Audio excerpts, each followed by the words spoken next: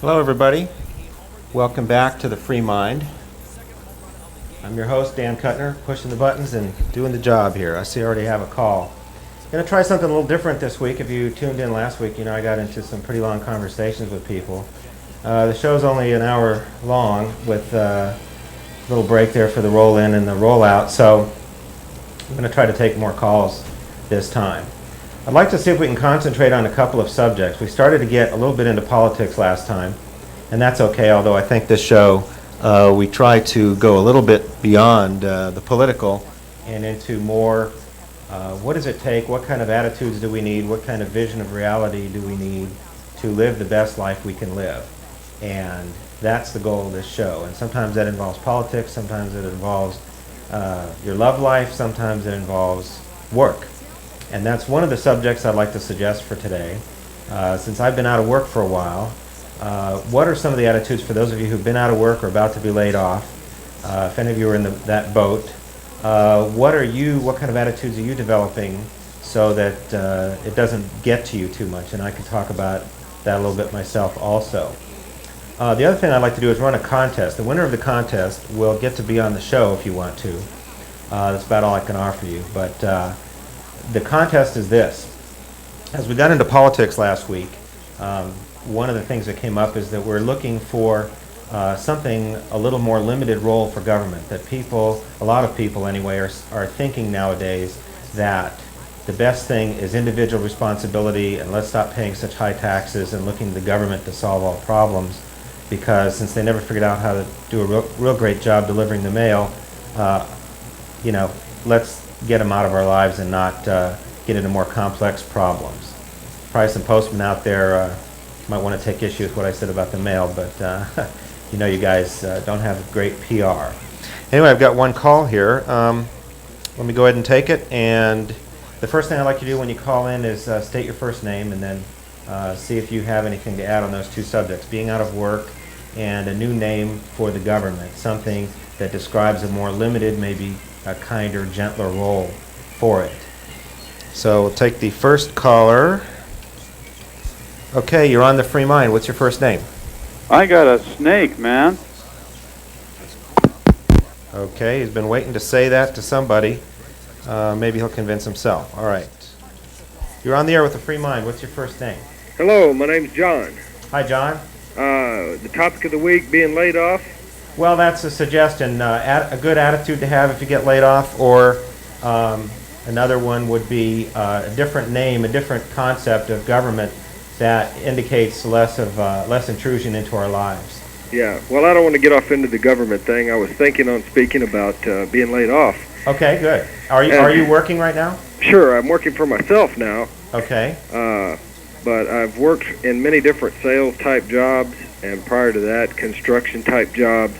And the main thing to do is not to get down on yourself because you get laid off, but to bounce back. And sometimes it's hard for people to understand that, when they get fired or laid off or what have you, sometimes it's for the best because you go out there and find something else to do that suits you better and you're happier doing it and you make more money in your next job.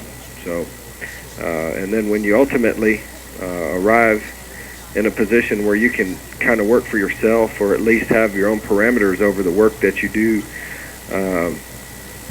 it becomes nice. So don't get down when you get laid off. That's the bottom line. Okay. I'll let you go. All right, thank you. Later. Yeah, that's kind of the key. In my case, I've been laid off since April 1st, and kind of a handy date to be out of work. And that's kind of how I try to look at it. The problem is that there's a little different structure, I think, now in management. They've sort of squeezed out the middle managers out of a lot of companies, and that's the area I was in. And so I'm kind of looking at trying to apply the free mind principle of keeping options open and thinking of things in a non-structured way, in a non-traditional way, and try to come up with new ideas. And I'm really looking at some different lines of work to get into. So we'll see if that works. Hello, you're on the air with the Free Mind. What's your first name? Jim. James? Jim. Jim. Okay, Jim. I like punk rock. Punk rock? Okay, this isn't a music show, but that's an interesting comment. Line 2, you're on the air with the Free Mind. Yeah, I just called you. I was the guy that told you not to get down. Oh, okay. And I got into some consulting type of work, and maybe you should try that. In whatever field you were in, there's probably a need for your services, and you could generate your own clients. But I had a bitch list that my wife just gave me that I made up in between your last show and this show. So I'll run through it real fast. Cops who carry throw-down guns.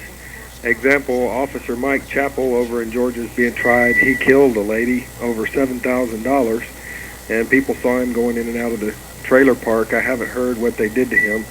That's not a throw-down gun case, but that's just an outright case of him murdering somebody for their money.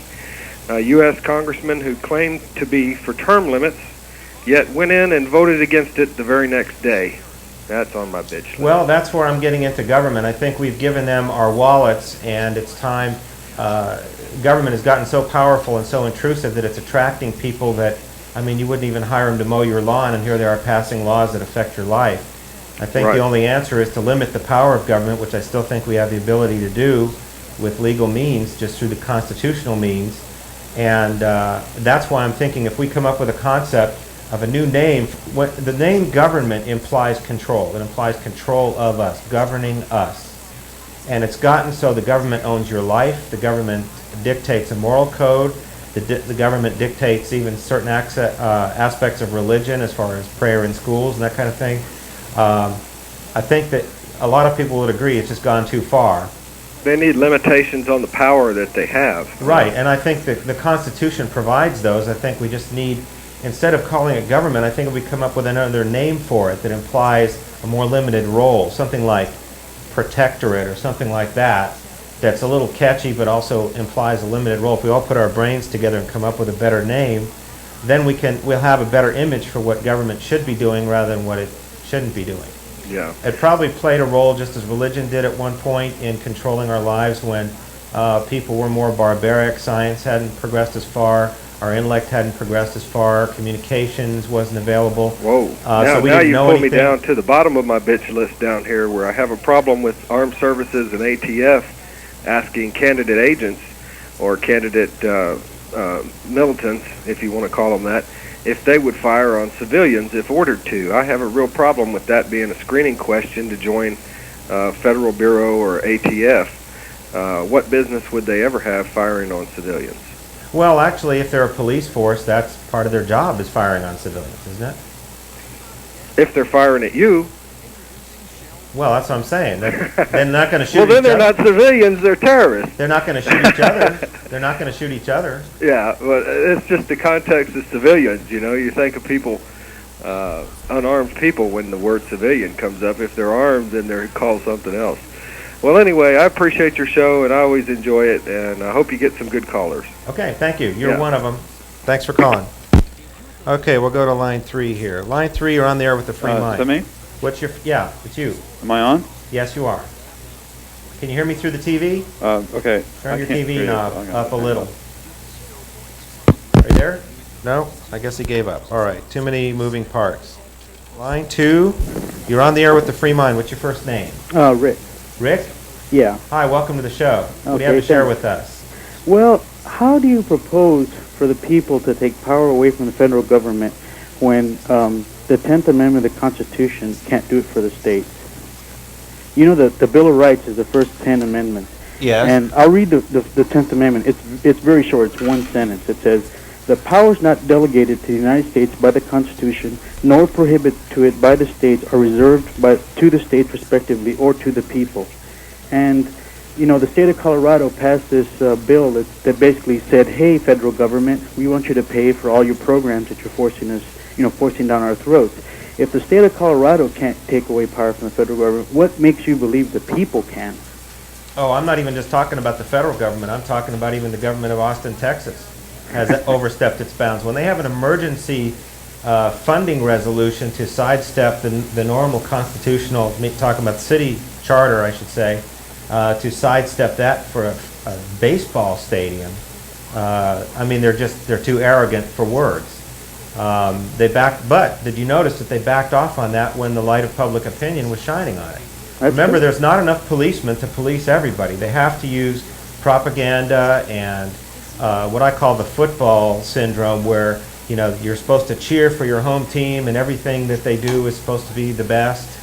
And they use techniques like that to get you to just pull. You notice in the paper, even when they talked about the stadium, it wasn't whether you wanted the taxpayer to pay for it. If you were against it, you were against baseball. That was what they labeled you. So that is the main power that they use, more than police or the ATF or anything else, is the power of what I call propaganda. It's not all that, but it's the power of disseminating information their way. Yeah, I agree. So all we have to do, and that's what one of the purposes of the show is, to provide people so we can share our filters for filtering out the BS from what's real, at least what's real to us, so that we can start questioning things that we've been taking for granted for a long time. That's true, and that's where the these computers, we can go on to local bulletin boards and see what the people are doing, mass to mass, sort of. People be able to send messages to each other, bypassing the media, bypassing all the other filters that are out there. I think that's why the government's or one reason at least, why they're so anxious to control the internet. They're using the wedge of pornography and saying that's why we must control it, but that's just the wedge they're using to get in there. And I think it's already too big for them to even start controlling, and that's great. And the BBS has really started that. Remember the case even here in Austin where the feds just broke into this guy's apartment or his small business and just stole everything, saying that he was breaking copyright laws or some trumped up charge like that. Steve somebody out there. Jackson. Sorry? Steve Jackson? Yeah, that's the guy. Steve Jackson Games. Jackson Games, right. And he actually won, and I think he even got some money out of the deal. That's correct. So, that shows that we're still in control when we want to be. That's right. Great, thanks. So there's hope. Thanks All for right. calling. Bye-bye. Bye. Okay, we'll go to line 3. You're on the air with the Free Mind. What's your first name? Well, that's very interesting. That's the unfree mind right there, or the undeveloped mind in action. Okay, you're on the air with the Free Mind. What's your first name? Hello? Heather? No, my name's Jenny. Jenny? Yes. Hi. Hi. I'm Dan. Welcome to the Free Mind. Well, thank you. What do you have to share I with just had a comment. It's not regarding any of the subjects you've talked That's about okay. today. The Free Mind roams in all directions. Okay, well, I just recently moved to Austin, and I've been watching a lot of these shows that are on your channel where people get to call in and state their opinion. Good. And I've really been discouraged by the amount of racism I'm hearing. And I was hoping that it wouldn't be that way down here, but it sounds like there are a lot of racist people in this community. Do you find that's true? I wouldn't purport to say how many there are. I know that people that have strong opinions tend to voice them every chance they get. And a lot of times the more ignorant the opinion, the louder they speak. So I wouldn't judge that. I was at a meeting here at ACTV. There's a big fear that, again, the city government is going to shut down this place, partly because, or at least the reason they're giving is that there's too much of that kind of thing and too much nudity or, whatever you want to name. And there isn't that much on here. I think that the people just, and if you watch this whole show, a couple people called in to say a few dirty words, it just kind of turns them on. But I don't judge all of humanity that way, and I certainly, who I associate with isn't in that category. I try to associate with people that have more of an open mind to things and like to use their brain. Yeah, it seems every time I turn it on, I hear at least one comment to that effect, and it's just, I don't know, it's kind of depressing. Well, only if you concentrate on it. There's another way of looking at it, that this is the last, in television, this is the last bastion of free speech, as free as it gets anyway. It's not that free, but where people can voice their own opinion, and I think people are entitled to their opinion if they even mean it. I think a lot of times if you listen real carefully, it's just kids calling in, their parents maybe washed their mouth out with soap one too many times or something, or one too few times, and they're just calling up to hear themselves say some dirty things. You can hear giggling in the background. Yeah. Some of it, I think, is backlash because, politics is used quite a bit to try to mold people's thinking in directions they don't want to go. One of the labels I think they misuse is discrimination when they say, oh, that's discrimination. I think discrimination is the right of free association. It's discrimination in the sense when the government uses its force, in the case, for instance, up until the 50s and 60s, when the government said that black people had to ride in the back of the bus, or the government enforced black and white schools and black and white restrooms and that kind of thing. To me, if Walmart wants to have that, that just opens the door for someone else who doesn't restrict their clientele that way. Yeah, that's true. So I think I wouldn't read too much into it. I think a lot of it is just people that are playing or don't really realize what they're saying, the impact of it.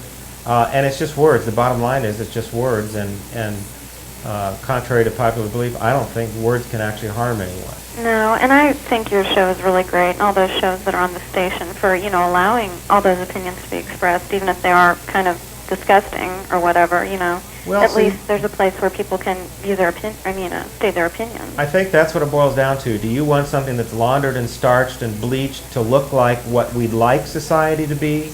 Or do we want to really know what people are thinking and deal with that? I just assume if the people you're calling racist really are, remember that that's a label. You're labeling them with something and it may not be quite accurate. But if that's what they really are, then I'd rather know that than pretend that we're living in some utopia that we're not.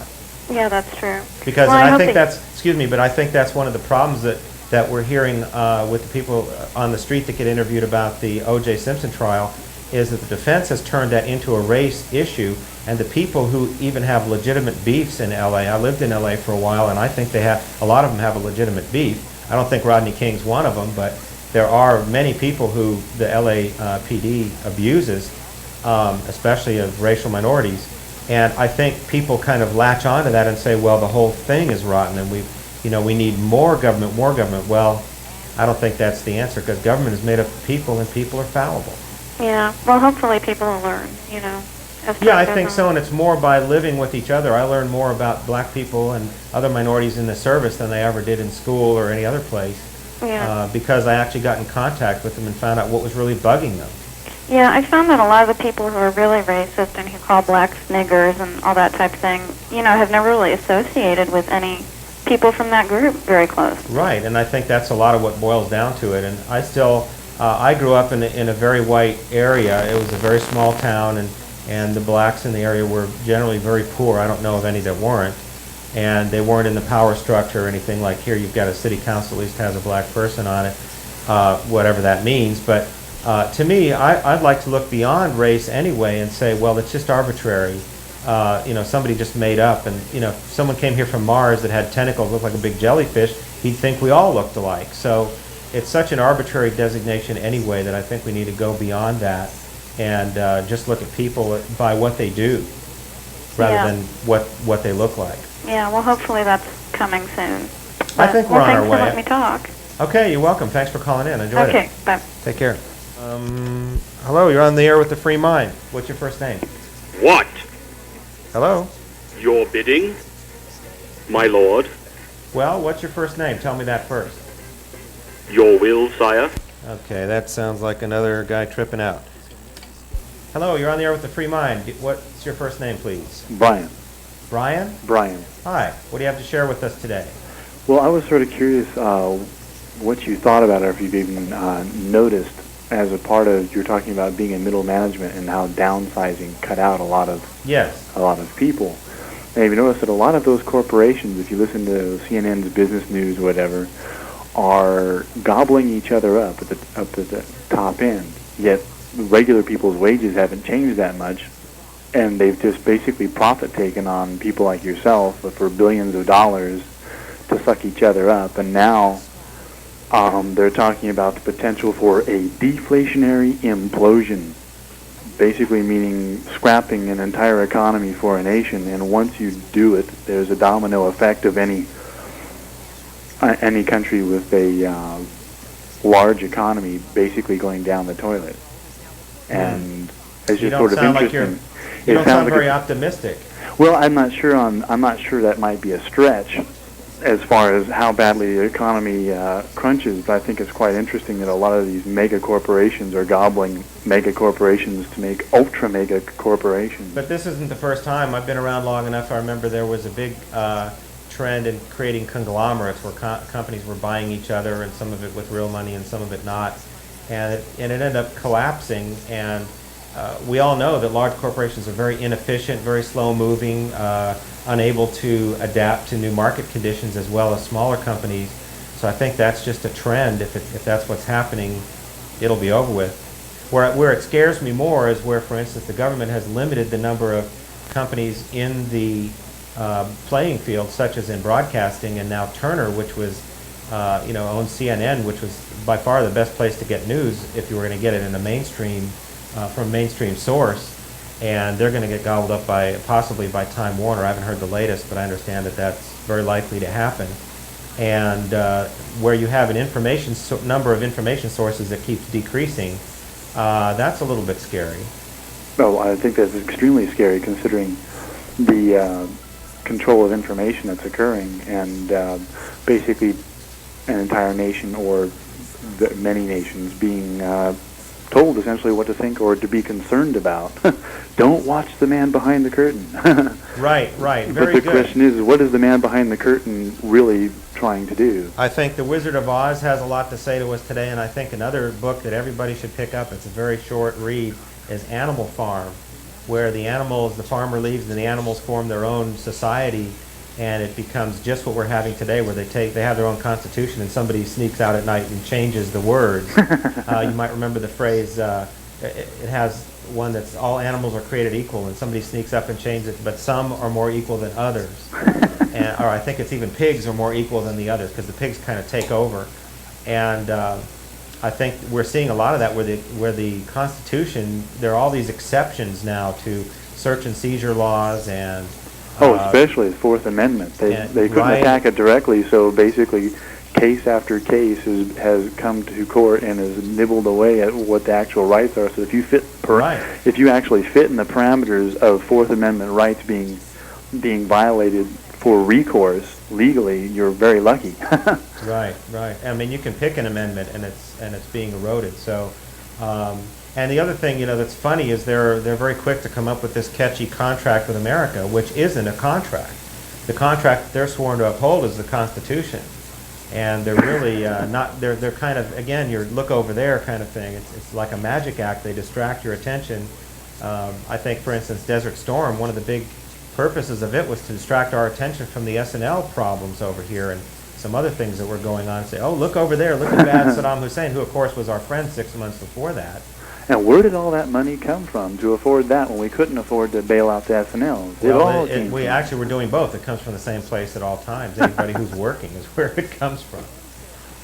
Do you have any ideas about a new name for government that implies a more limited role for it? That's one of the things I'm trying to do tonight, to see if anybody has any ideas. I understand the idea of starting with a name to create a new mindset, but I wonder.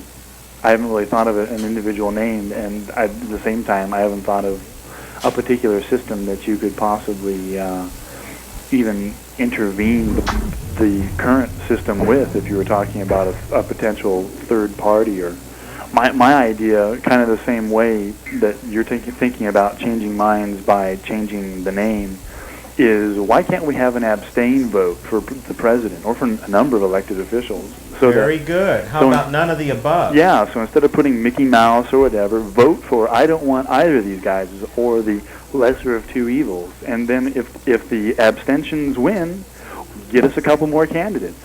Yeah, well, I think the better way is if the abstentions win, then we leave the office vacant for that term. Because I think most of them you can do without anyway. It's just like, everybody's saying, oh, we need government. Well, what happens when these congressmen all go on vacation? The nation's really better off. You have less to worry about. So I think that's a great idea. None of the above. In fact, I think that's in the Libertarian Party platform usually, that's one thing they would change, is to come up with a none of the above for all elected offices. I think that's important because I have voted for a number of non-mainstream party people, and the most disappointing thing that I've found is to get onto the national, it's not the national poll, the election ballot. You have to have so many thousands of people sign on rosters for every state. You have to have thousands and thousands. Oh yeah. And yet at the end of the night, election night, the Democratic Party and the Republican Party add up to 100% of the vote. because Right. they don't tell you that, well, 100% It's of the part of the electoral big vote, con. not 100% of the people's vote. So the people have been, it's like, what are the chances, unless you create an official third party, that you're going to get the people who really vote? Well, there are official third parties. I mean, that's the whole con, part But of the whole con. do they have people who win electoral seats? Well, the problem is that with the third parties, they have to spend so much time and energy and money just to get on the ballot that they've shot half their wad there. Yeah. Anyway, I want to get on to some other calls. Really enjoyed it, though. Super. And, I've caught be you sure the and- half of the last shows you had in this one, and it's a great forum. Thanks a lot. Great, thanks. Now, I won't be on next week for everybody. I'll be on the following week, though, the 17th. I'm getting preempted by some kind of PR deal that, there we go, some kind of PR deal that this station is doing. I'm not sure what it is, but I guess we can all tune in and see what it is. Well, I've still got about a half hour to go. That's great. So let's try another call here. Hello, you're on the air with the Free Minds. What's your first name, please? John again. How you doing? Hi. The conversation is twisted around. I just wanted to get in a plug for old Ross Perot. All of us that wanted him to do real well for president last time around, and then he dropped out, and we went and voted for Clinton. First thing Clinton did was to input NAFTA, and hey, I thought Clinton was against NAFTA. Came out of left field on that one. Yeah. Well, And quite a number of other things that I've noticed that Clinton has done an about-face on. He did go to bat for us on health care, and he lost that one. But well, let me, I'm going to go ahead and cut you off here, not to be rude, but since you did call in before. okay, But I will answer one thing that you said, is that to me, Ross Perot was just another con artist, unfortunately. He said a lot of good things and a lot of things that people really got behind, but it was just words. His big thing, remember, was to use your tax money for something else, and that was the automation infrastructure. Well, what industry is he in? The automation industry. So he was going to use your tax money to enrich himself. And that's kind of what he tried to do in Dallas with this last forum, too, is he was charging, I don't know, what was it, $150 a ticket or something like that. And he couldn't get enough people, so then they opened the doors. But this is what this show is really about, is not so much politics per se, but to free your mind to really, really listen and really watch what the candidates are doing, not what they're saying. Look at how they've lived their lives. That's who the person is. As we learn more about, for instance, Bill Clinton and his acts as governor and his ties to Tyson Foods and things like that, even if you don't believe all the dirty tricks and worse that we hear about him, I mean, there's a lot to this guy, a lot more to this guy than, can't we all just get along? And remember, the health care plan that was proposed was really a health insurance monopoly plan. They weren't going to do a thing to reduce the cost of health care. They were going to increase the number of people paying for it. And they were going to reduce the number of insurance companies, I believe, to 4, if I could read that complex chart of theirs. And so that was a con job, too. And I was real happy to see that the American people, and that's the only thing I can attribute this to, the American people must have deluged Congress with no votes about this, because it died a very peaceful death, and Hillary went and changed her name again to Mrs. Clinton and changed her hairstyle, and now she's off supposedly representing all United States women in this thing in China, whatever, they're up to there. Hello, you're on the air with the Free Mind. What's your first name, please? Mike. Mike, what do you have to share with us today? Yeah, you called before. I'd like to talk to a guy like that sometime and find out what's going through his head, because he can say his name all right, and then all of a sudden cuckoo. So, I don't know. Too many drugs or too few? I don't know which. Hello, you're on the air with the Free Mind. What's your first name, please? this is John again. That last guy was quite humorous. Some of the guys that call in, they make the show, Well, their mind is totally free. It's Yeah. unstructured. Well, I agree with you. We haven't had a good candidate run for president in a long time. The thing that appealed to me about Ross was he seemed to be a man out there with nothing to gain by becoming president. Oh. But then after all of this was over, we found out that he really wanted to put himself in a better position. And by not getting NAFTA, that I assume it would have helped him. But we need some new avenues. It's so hard to get your name on the ballot. Not just anybody can raise enough money and enough support across the country to get on the ballot. Yeah. There's not enough strong people out there. You're absolutely right. And again, since you called in before, I'm going to go ahead and cut you off here. Okay. But thanks for calling. I don't want to be rude, but I want to allow there's only 3 lines here, and I want to allow some time, even for the cuckoo guys, to call in. It's something. But this is what I'm saying, is that government is in a position now where people can get in there and carve out fortunes for themselves. And that's why I'd like to see us head for something different. I think the last election, I don't think that the people in Congress properly, I call it the Gang of 545, if you remember the Gang of 4 in China. We have our Gang of 545, 546 if you include Hillary. These are all the congressmen, senators, Supreme Court justices, president, vice president. And what these people are doing to us now, I think they fooled themselves at that last election. They thought it was a mandate for the Republicans. Or maybe they're just trying to get us to think that. I think it was a strong statement by the American people is, we're mad as hell and we're not going to take it anymore, or maybe something a little softer than that, to the extent of, we're tired of the same old story and the same old foolishness. And I don't think they got it. I don't think Rush Limbaugh got it. He calls it a mandate for the conservative movement. I don't think it's that at all, because I think people see that on the conservative side, the conservatives, yeah, that's fine, they want to help the economy, but they want to suppress, our social interaction and our beliefs. On the side of the so-called liberals, what are they liberal with? They're liberal with other people's money, for one thing.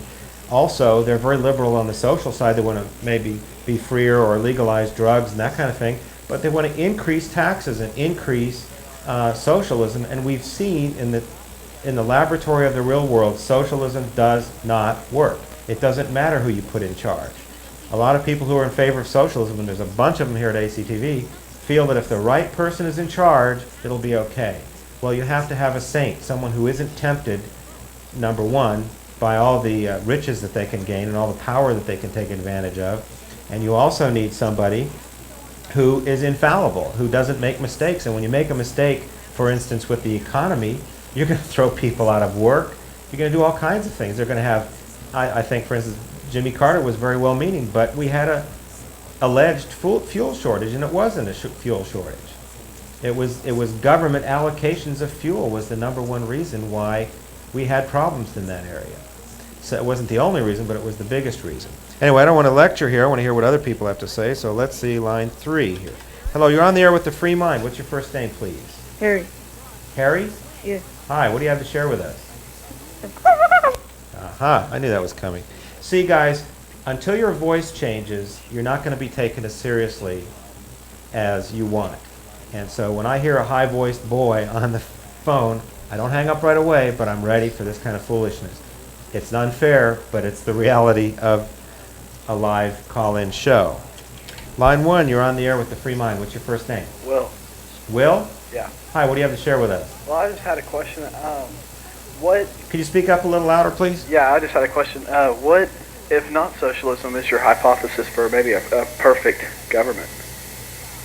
Well, that's one of the things I wanted to discuss here. I'm going to go ahead and take you off the line here. That's a really good question. I think the first thing we have to shoot for, as I was saying earlier in the show, is even a different name for it. Rather than government, which implies control of us, I think another name that implies maybe a very limited role, like protection from invasion, I think is a valid role for what we now call government.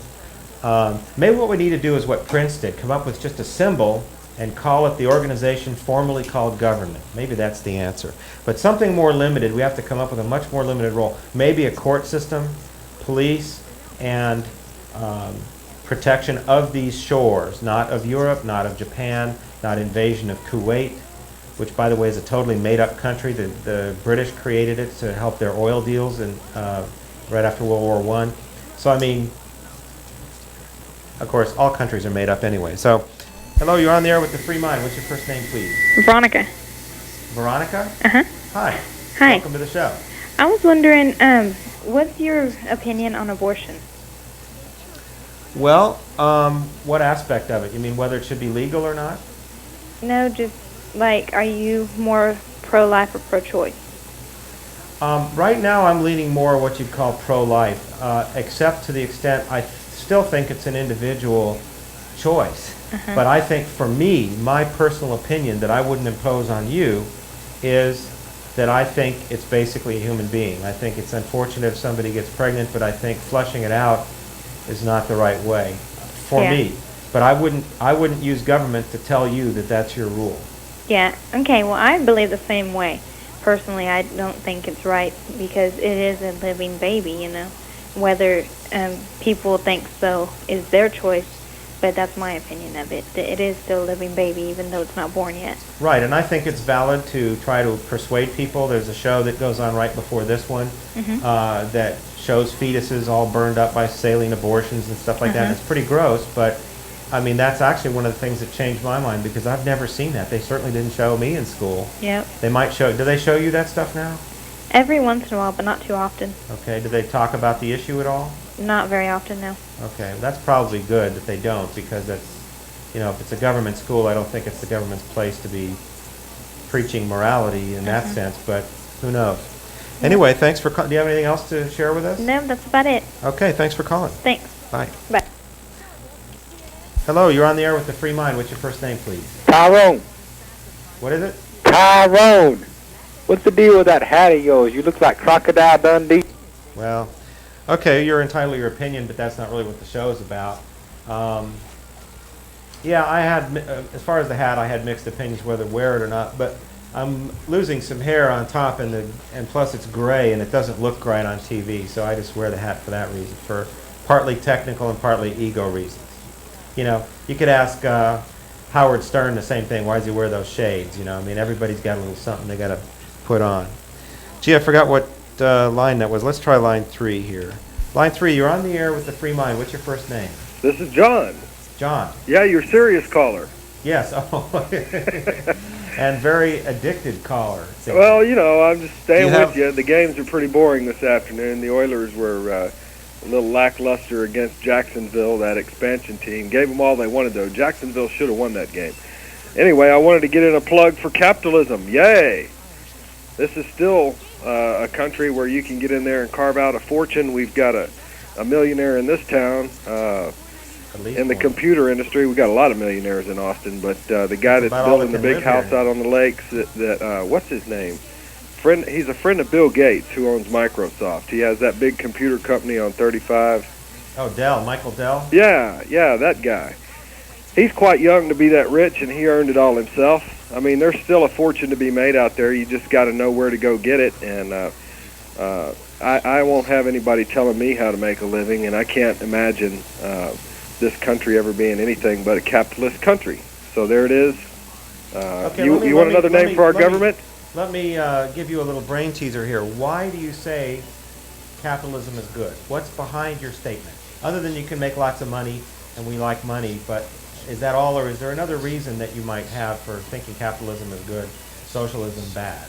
Well, because if you went around the world, you could poll people in any country, and they would tell you that life is a sport, and he who dies with the most toys wins. And so capitalism motivates people to do more. Okay. And capitalism is the only thing that brings about innovation and quality products and new things because, you know, that's the only thing that motivates. You're kind of concentrating. Here again, I'm going to go ahead and cut you off so somebody else can call in. Later on. I do appreciate your thoughts. That I think there's another aspect that I see in capitalism is it's the freest economic form. Remember, capitalism is nothing but an economic framework. It is not a political system by itself. And it's freer. When you have, the thing that's wrong with socialism is you have some people in an office somewhere, and a lot of them that you don't even get to vote for, who decide what's good for the country. A good example is the extreme of, say, the Soviet Union, where they had a committee that decided how many washing machines were going to be made that year. And it had nothing to do with how many washing machines people needed. It just, for some other reason, only known to them, I guess, they would make that decision. In capitalism, the market, you and I decide, or I guess it's you and I, decide how many we want to buy and at what price and whether we like the quality or not. And of course they use advertising maybe to con us a little bit into thinking the product's better or more necessary than it is, but that's all fair game. It's still free. We don't have to go and buy one if we don't want to. Anyway, that's what I like about it. Let's go to line 1 here. Hello, you're on the air with the Free Mind. What's your first name? What, my first name? First name. Veronica. Say it a little clearer. Veronica. Veronica. Did you just call? No, that was me. What do you have to share with us today? I knew it. Trying to sound like a girl. Very good, actually. Trying to get around my bias against high-voiced boys by saying you're a girl. Okay. But it only worked for a second. I hope it was worth it to you. Now, I want to challenge whoever that is that said he was Veronica. I challenge you to call back and say something intelligent, something that bothers you, or maybe why you're so bored that you have to call in here, whether you don't have a life or what your deal is, or maybe you're just shy about your ideas. Call in with a real idea, and I'll listen to it, and we all will, okay? Let's challenge you to that. Line 3. Hello, you're on the air with the Free Mind. What's your first name? Well, this is Will what do you again. have to share with us Yeah, today? I just had a comment to make about that other guy's capitalism beliefs. Yeah. I think that capitalism is obviously the wrong system, seeing as to how we're having a current dissipation of the middle class in this society, and that. Boy, wait a minute. Let's stop right there. What do you base that statement on, that there's a dissipation of the middle class? What are you basing that on? I'm just basing that on recent statistics as to how the. Well, I mean, You're scaring I me feel already. that. Where do those statistics come from? Well, yeah, pretty much any class I've ever taken, I've had sociology, and we've gone Yeah, through. but where do those statistics... Okay, if it's in a class, those statistics... Like a Gallup poll or something like that. Well, but if it's in a class, it's in a textbook or something, and those statistics are like 2 years old. Oh no, this was not. It wasn't a textbook. It was actually a reader. Magazine, maybe? Something of that sort. Okay. You know, actually, I believe it was a Newsweek poll. That did. It Now, basically did. Did they tell you how many people they polled? Oh yeah, they polled. Actually, it was. What was it? I think it was like a IRS kind of a, yearly salary average base sort of a poll. Ooh. It just. Okay, I'm going to cut you off now so somebody else can call in, but I'm going to answer your question, okay? Okay, that's cool. I'm going to just try doing that way, and I don't tie up the phone line as much. But what you just said is something I did want to bring up today. I've been thinking about this idea about all these polls. If any of you watch TV Nation, I think next Friday is the last day it's going to be on Fox. They don't know if they're going to be renewed. I guess they're going to have reruns or something. But anyway, it's a real satiric show. It has a very leftist bent. But one thing they do on there, they have these little mini polls that they take. And they interview about 200 people or so and come up with these off-the-wall ideas. And it's pretty funny. But what it got me thinking about is, when you see a poll like this guy that just called in, when you were talking about the Newsweek poll, one of the things that, at least the few times that I pick up that magazine, they don't tell you how many people they asked. They don't tell you how those people were selected to ensure a random sample, or if it was a group that they polled that has a bias of some kind. And the most important thing that they rarely, if ever, tell you on the media at all, whether it's print media or TV or radio, is what the margin of error is. Anybody who knows statistics knows that, first of all, your selection has to be pretty large to reduce the margin of error. Number two, it has to be very random, and you have to have a scientific method for ensuring it's random. And that includes the kinds of questions that you ask can't be leading. And the third thing is the margin for error in a very good statistical sample is something like plus or minus 3%. So when I see something like the government statistics on labor are really great, when they say something like, oh, the consumer price index went up 0.2%. Okay, that's 0.002 of whatever number they're measuring. They don't tell you what it is in dollars anyway, but okay, that's a percentage. They don't tell you that they're, at the best, that statistical sample that they use to come up with that figure is plus or minus 3%. It's probably more like plus or minus 10%. But if we even give them the benefit of the doubt and say the best it can be is plus or minus 3%, then if they say it went up 2%, it could have gone up 3.2%, or it could have gone down 2.8. That's not a very meaningful statistic. I wanted to address that because when people bring up statistics, I think that's a real problem nowadays when you try to use statistics for an argument, because to use them effectively and intelligently, you have to know where they came from and how they were developed. And I'm sorry, but the media just rarely tells you that, if ever. I've never seen it in Newsweek. Okay, we got a few more minutes. Let me take some more calls.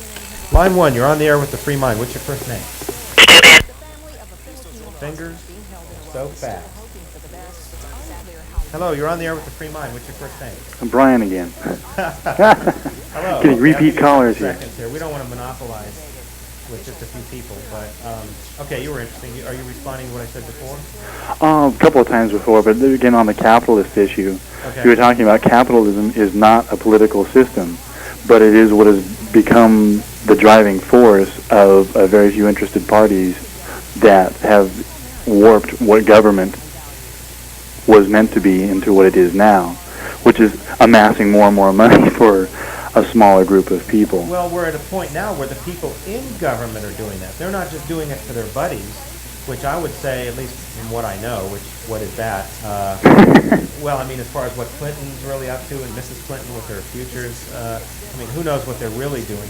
But at least as far as what we know, they're just helping their buddies out, it seems, which is bad enough. Yeah. But there are a lot of congressmen and people like that who are amassing their own fortune. They want to use government to get a fortune. And people here in Texas, of course, have done that. Oh, definitely. Or to protect their fortune. You know, I'm sure the Bush family has done a good job of that. Well, you don't think somebody who was the head of the director of the CIA wasn't in any kind of influence of creating more dollars for himself, do you? Oh, that's what I'm saying. I'm going to go ahead and cut you off now, but I agree with you that that's what's wrong. Isn't that these people, I mean, yes, I think they're unethical by my standards, but all they're doing is taking advantage of a system that we're allowing to continue. I think the last election was maybe the tip, I'm hoping it was the tip of the iceberg, that we citizens really are getting hip to this con and that we're going to start doing something about it. And the first thing anybody could think of is at least voting the incumbents out. In fact, if there's anything I can impart to you on the show, if in doubt, vote against any tax increase, vote against any bond issue, because it's just a disguised tax, and vote against the incumbent. Even if you kind of like them, keep those people circulating so they can't build the power base. So those are the kind of things I want to have us think about, is what can we do within the system to make our life better? And still, knowing these things, now we can distrust the media a little bit, not put so much faith in Dan Rather and these other news readers. That's all they do is read these scripts. In fact, I wonder if anybody else out there has wondered this. Whatever happened to the guts of Dan Rather and Morley Safer and Ed Bradley? I can't think of some other names, but these guys were in Vietnam. They were reporting things that were politically unpopular about the massacre at My Lai and some of the real terrible things going on in the Vietnam War, and now they have absolutely no guts. They just, anything the government does, they're just reporting it as if it was true. You know, Saddam Hussein is more evil than Hitler. And I remember seeing not to pick on Dan Rather too much, but I mean, he had a show about the Branch Davidians and was talking about them stockpiling weapons. Excuse me, stockpiling weapons isn't illegal anyway, not yet. But just parroting the government propaganda, it's sad because I used to respect those people. Okay, you're on the air with the Free Mind. What's your first name? This is Joe. Joe? Yeah. Hi, you have something to share with us? You didn't, Joe? If that's your real name, we'll just call you Joe, okay? I'm challenging you to call in and say something that's meaningful to you. It doesn't have to be on any subject we've talked about. Tell us what's bugging you at school. Tell us what bugs you about dating or whatever it is you're doing, video games. I want to hear something intelligent from that guy because I hear him on every talk show, and that's all he has to say is coo-coo-coo. So anyway, that's my challenge. I hope you meet it. Hello, you're on the air with the Free Mind. What's your first name? My penis is hard for you. He actually said penis on the air. Wow. It won't make it grow any. Well, I'm going to have to call it a close for today. I did appreciate the serious callers, even though there were people who, in some cases, called back a few times. But I appreciate it, and maybe you can call in. I'll be back on the air on the 17th with the Free Mind. And until then, keep your mind free and keep thinking and keep that filter on and filter out the BS.